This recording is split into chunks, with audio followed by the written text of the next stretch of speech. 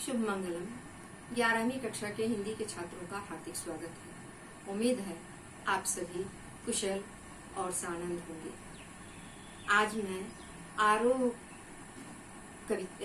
आरोह पुस्तक के काव्य खंड की कविता प्रथम पद कबीरदास से परिचित कराना चाहूंगी। कबीरदास भक्ति काल के कवि थे। भक्ति काल में दो धाराएं थी, एक सगुण मार्गी और दूसरा निर्गुण मार्गी। निर्गुण मार्गी में भी दो धाराएं थी, एक ज्ञानाश्रयी शाखा, दूसरी प्रेमाश्रयी शाखा। कबीरदास जी ज्ञानाश्रयी शाखा के सर्वोत्कृष्ट कवि थे। वे मंत्रद ऋषि थे और ऋषि ही नहीं, मंत्रद ऋषि ही नहीं, वैज्ञानिक ऋषि थे। हमारे ऋषि रिसर्च करते थे। कबीरदास जी ने भी मसी कागज नहीं छू करके अपने मन की प्रयोगशाला में आत्मा, परमात्मा, जीव और ब्रह्म को प्रमाणित किया, प्रयोग किया। जैसे एक वैज्ञानिक प्रयोगशाला में प्रयोग करता है, विश्लेषण करता है, परीक्षण करता है, मीमांसा करता है, अंत में प्रमाणित करता है, ठीक उसी प्रकार कबीरदास जी ने भी अपने मन की प्रयोगशाला में सत्य को, ईश्वर को, ब्रह्म को, जीव और जगत को का प्रयोग किया और प्रयोग के आधार पर उन्होंने कहा कि जीव और जगत में ब्रह्म ही सत्य है, ब्रह्म ही सब जगह व्याप्त है। विभिन्न आचार्यों ने कबीरदास के संबंध में विभिन्न बातें कही। मैं यहाँ हजारी प्रसाद द्विवेदी की बात कहती हूँ। उन्होंने क्या कहा?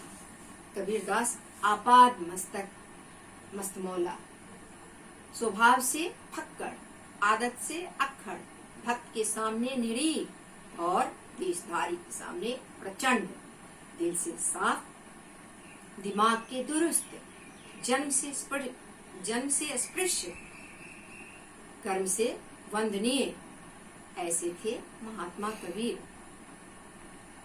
तो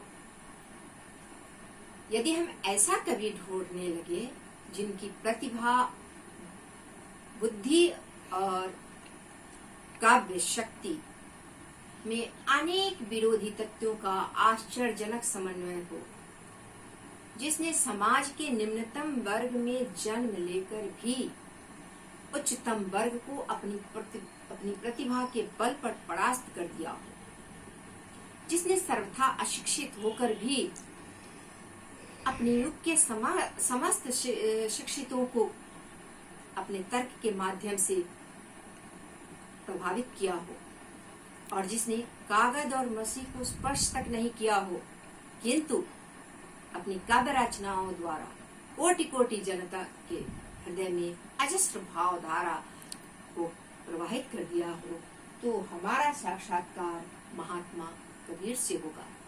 महात्मा कबीर समाज सुधारक और महासुधारक, महान नेता थे। वे मंत्रद ऋषि थे। ज्ञान और भक्ति का साधना के ज्ञान और भक्ति साधना के दो कर्म होते हैं, दो रूप होते हैं, जिनमें परस्पर विरोध होता है। विरोध होते हुए भी वे एक दूसरे से संबद्ध होते हैं। यानी ज्ञान और भक्ति में देखा जाए मूल रूप से तो कोई विरोध नहीं है। निर्गुण की बात मैंने की, तो निर्गुण होता क्या है, क्योंकि आगे आप और पढ़ेंगे तो आपको स्पष्ट हो जाएगा। निर्गुण सत्व, रजस और तमस तीनों गुणों से विवर्जित ब्रह्म, जिसका कोई आकार नहीं होता। सात्विक गुण, राजसिक गुण और तामसिक गुण, ये तीनों से परे होते हैं। इसलिए इन्हें निराकार कहा गया है। निर्गुण, निर्गुण मतलब बिना गुण का नहीं, तीनों गुणों से परे। तो चले अब हम कबीरदास के पद से परिचित हूँ। जैसा कि मैंने कहा कि उन्होंने जीव और जगत को अलग नहीं माना है। जीव और जगत में एक ही ब्रह्म सत्ता को माना है। हम तो एक एक कड़ी जाना, कबीरदास जी ने क्या कहा है, हम तो एक एक कड़ी जाना, दोई कहे तिनही को दो जग, जिन नाहिन पहचाना। एक है पवन एक ही पानी, एक है ज्योति समाना, एक है खाक गढ़े सब भाड़, एक है कोहरा साना। जैसे बाढ़ी काष्ट की काटे, अग्नि न काटे कोई, सब घटी अंतर तू ही व्यापक, धरे स्वरूप सोई। माया देख के जगत भुलाना, काहे रे नर गरबाना। निर्भय भया कछु नहीं व्यापै, कहे कबीर दीवाना। अर्थात ईश्वर ब्रह्म एक है, ईश्वर एक है। उन्होंने अद्वैत मूलक विचारधारा को स्थापित किया।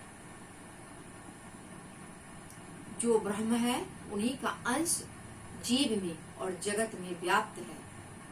एक जगह उन्होंने लिखा भी है, पानी ही ते हिम भया, हिम ही गया बिलाए, कबीरा जो था सोई भया, अब कछु कहा न जाए। क्या पानी और हिम यानी बर्फ, क्या दोनों दो चीजें हैं? नहीं, हिम भी पानी ही है। पानी का हिम में परिवर्तित हो जाना और हिम का पुनः पानी में परिवर्तित हो जाना क्या सिद्ध करता है कि ईश्वर और जगत, ईश्वर और जीव ब्रह्म की सत्ता सर्वत्र व्याप्त है। सब में ब्रह्म की सत्ता है। ईश्वर और जगत अलग नहीं है, सब एक है। हम तो एक एक कड़ी जाना, हमने एक कहा है। जीव और जगत, जीव और ब्रह्म एक है। दो ही कहे तिन्ही को दो जग। यहाँ मैं बता दूं क्या कहा उन्होंने, जिसने ब्रह्म और जगत को, जिन्होंने जीव और ब्रह्म को अलग अलग माना है, उन्हें दो जग मिले यानी नरक मिले। वे बात कहते थे कबीर किसी से नहीं डरते थे। इसीलिए तो उन्होंने, हजारी प्रसाद द्विवेदी ने कहा है, वाणी के डिक्टेटर थे। इतना ही नहीं कहा है उन्होंने कहा है विष्णु भगवान का नरसिंहावतार कबीरदास थे। जिसने ईश्वर को और जीव को अलग अलग माना है, उन्हें नरक मिलेगा। जिन नाहिन पहचाना, जिसने नहीं इस जगत को जाना। एक है पवन एक है पानी, एक है ज्योति समाना। हवा एक ही है, पानी भी हर जगह एक ही है, प्रकाश भी एक ही है। प्रकाश अलग अलग नहीं दिखाई देता है। ऐसा देखा है आपने? भारत में अलग प्रकाश और अन्य जगह अलग प्रकाश नहीं। एक है खत गढ़े सब भाड़ है, एक है कोहड़ा साना। एक ही मिट्टी से सारे बर्तन कुम्हार बनाते हैं और पकाया जाता है तो एक ही अग्नि में पकाया जाता है उन बर्तनों को। जैसे बाढ़ी काष्ट की काटे, अग्नि न काटे कोई। जैसे बढ़ई लकड़ी को तो काट सकता है, लेकिन उसी लकड़ी में आप अग्नि प्रज्वलित कर दीजिए तो क्या बढ़ई अग्नि को काटेगा? कदापि नहीं। जिस तरह अग्नि उस लकड़ी में व्याप्त है और बढ़ई अग्नि को नहीं काट सकता, उसी प्रकार हम सभी उसी ब्रह्म से व्याप्त हैं, उसी ब्रह्म के अंश हैं। जीव और ब्रह्म एक ही है। सब घटी अंतर तू ही व्यापक, धरे स्वरूप सोई। सब घटी, कबीरदास ने घट कहा है, शरीर को घट कहा है। और सबके शरीर के अंदर तू ही, कौन तू ही? वो ईश्वर, वो ब्रह्म, वही व्याप्त है। तुलसीदास जी ने भी कहा है, निर्गुण ही सगुण ही नहीं कछु भेदा। निर्गुण और सगुण में कोई भेद नहीं है।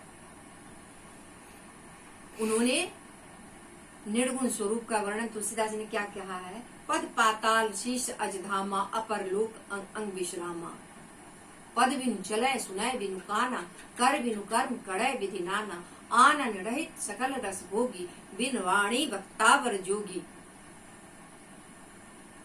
वही बात कबीरदास जी भी कह रहे हैं। पैर नहीं है लेकिन ईश्वर चलता है। ये क्या है? ये निराकार रूप है। निराकार को भी कबीरदास जी ने बाद में आप देखिएगा साकार में परिवर्तित कहीं कहीं उनके अंश द्वारा पता चलता है। सब घटी अंतर तू ही व्यापक धरय स्वरूप सोई।